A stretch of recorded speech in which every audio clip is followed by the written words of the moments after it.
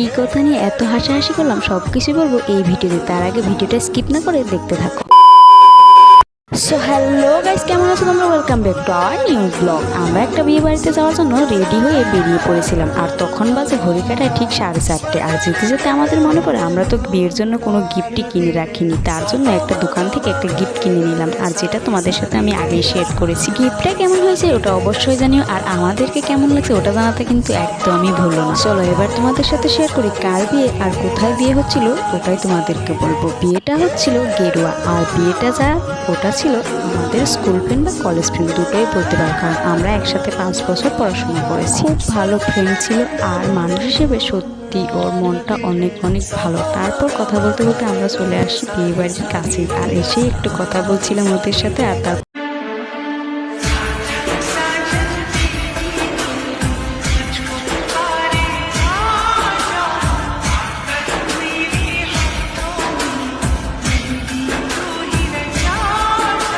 চলো এবার তোমাদের সাথে শেয়ার করি কি কথা নিয়ে এত হাসাহাসি করছিলাম। বউ না বাঙালি কথা একদমই বুঝতে পারে না, বাংলা কথা বলতে গেলে কেমন একটা হয়ে যায়। তারপর আমি বলছিলাম যাই হোক তোমার বলতে হবে না, তুমি তোমার কথা নিয়েই থাকো, আমরা ওটাই বুঝতে পারবো।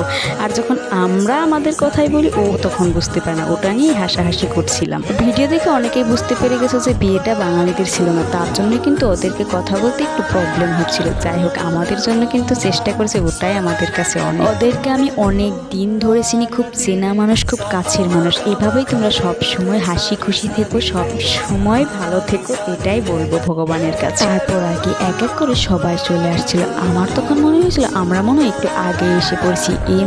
একদমই না, আমাদের বাড়ি না অনেকটা দূরে ওদের থেকে, তার জন্য আমরা একটু আগেই চলে গিয়েছিলাম। আর এখানে সবার সাথে দেখা হয়ে গিয়েছিল। এখানে ছিল সুজন, নির্মালি, আর একটা ভাইও ছিল, ওর নাম দীপ। তোমরা ভিডিওতে দেখতেই পেরে গেছো, চিনতে হয়তো পারোনি। যাই হোক তারপর আমাদেরকে প্রিয়ঙ্কা কল করে বলে দেয় আমরা আসছি, তোমরা একটু বসো, তারপর সবাই আসলে একসাথে খাবো, তারপর না হয় বাড়ি চলে যাই।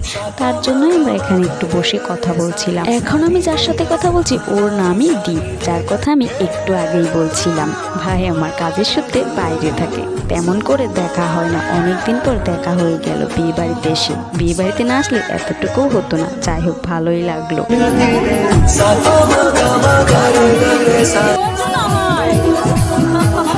এটা কি করলো ওর সাথে, ফটো তোলার নাম করে ভিডিও করে নিচ্ছিল। যাই হোক বেচারা বুঝতে পারছিল না। তারপরেও একটা কথাই বলছিল যে অনেক দিনই তো আমাদের দেখা হয় না, কথাও হয় না, আগের মতো কলেজও বন্ধ হয়ে গেছে, তাই জন্য আমরা একটু কথা বলছিলাম সবাই মিলে। আর এদিকে বসেও ছিলাম কখন প্রিয়াঙ্কা আসবে, তারপর আমরা খেতে পারবো, খেতে বাড়ি চলে আসতে পারবো। এদিকে রাতও অনেক বেড়ে গেছে, আমাদেরকে আবার বাড়িও আসতে হবে।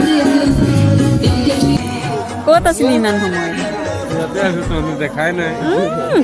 সত্যি আমি ভাবতে পারিনি এইভাবে এক এক করে সবার সাথে দেখা হয়ে যাবে। এদিকে প্রিয়ঙ্কাও দেখি চলে আসলো। তারপর আমরা চলে গেলাম খেতে, কারণ আমাদেরকে আবার বাড়িও যেতে হবে। আমাদের খেতে চলে যাওয়ার সময় তখন বাজে 8টা। এইভাবে এত রাত বাড়তে থাকলে আমাদের আবার আসতে প্রবলেম হতে পারে, তার জন্য আমরা একটু তাড়াতাড়ি খেতে বসি। আর ওকে দেখো বেচারা খেতেই পারছিল না, এতটা লজ্জা পাওয়ার কি ছিল, আমরা তো ওখানে 4 জনই ছিল। যাই হোক না খেয়েই চলে গেল বাড়িতে, অল্প খেয়েছি মাত্র। কথা বলতে বলতে খাওয়াও আমরা শেষ করি, খাওয়া দাওয়া শেষ করে আমরা একটু ভিতরে চলে গেলাম।